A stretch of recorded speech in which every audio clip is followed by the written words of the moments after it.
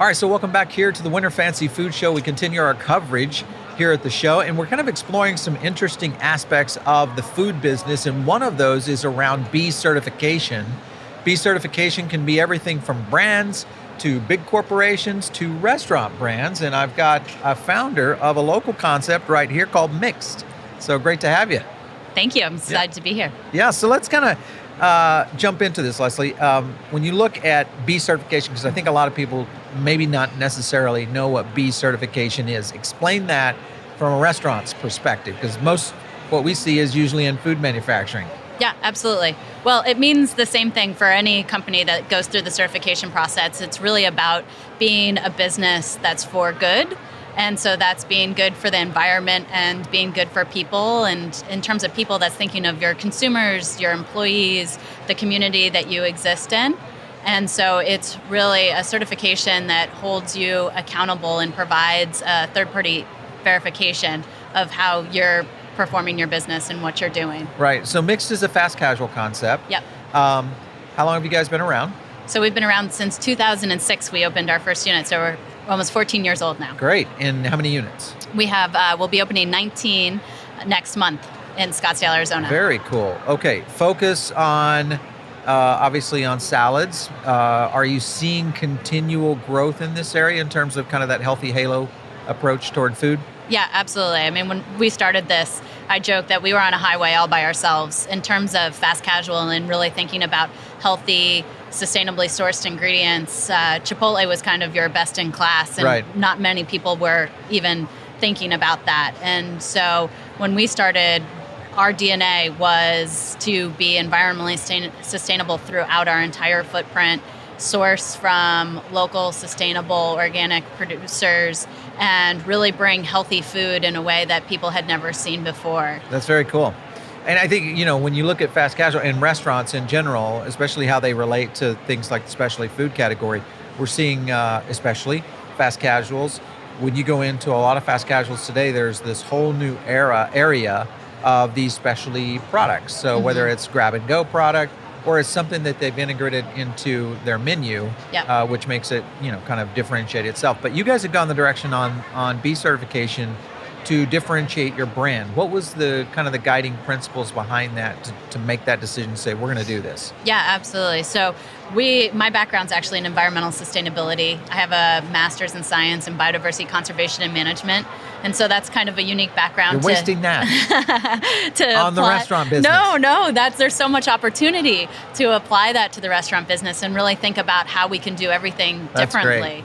And so that's really why we started MIXT, because we wanted to completely rethink how a fast casual operated. So not only in our food sourcing, but also our landfill diversion, our energy conservation, resource use, and how we even built out the environments of our spaces to be healthy built environments. Sure. And so we were doing this from the get-go because that was really the DNA which we were founded on. And so we were always letting our customers know that. But as we've had more people enter the market and doing similar things to what we're doing, we realized there wasn't a clear way to differentiate in terms of having the validation that what we said we were doing, we were actually doing. And so we thought that was really important to be able to say to our employees and our customers, this is what we believe in, this is how we're operating, and we're going to have this third party validate what we are doing. Yeah, and I think that you're onto something because, we've seen a very interesting shift in consumer behavior over the past really 5 years. Part of that has been because of the millennial population.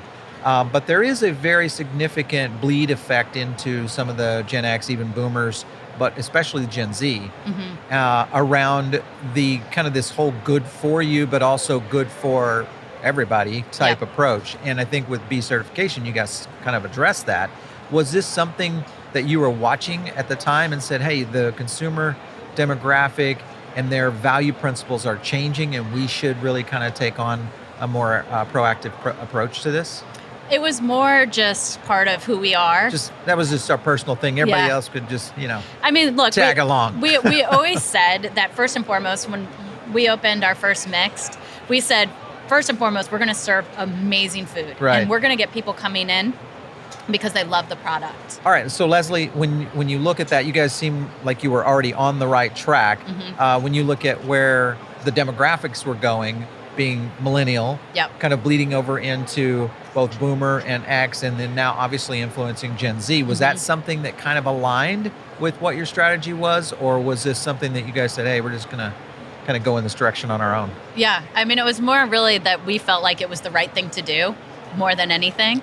And we have always been about, first and foremost, serving people an amazing product and getting them to fall in love with our food and the taste of our food.